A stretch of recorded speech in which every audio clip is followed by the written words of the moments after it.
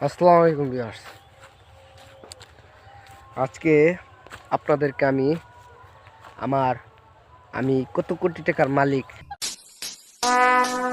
Would like to take notes while I take toast. সেটাই দেখাতে নিয়ে আসছি। তো এই যে আশেপাশে যত জমি জমা দেখতেছেন,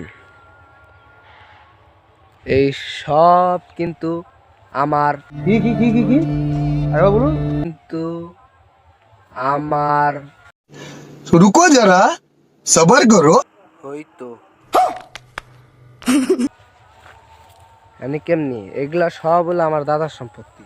হ্যাঁ, দাদা তো মানে নাতি, দাদার কাছ থেকে আব্বা আর আব্বা মানে আমারই। হ্যাঁ, কিন্তু এ জায়গায় একটা কিন্তু আছে।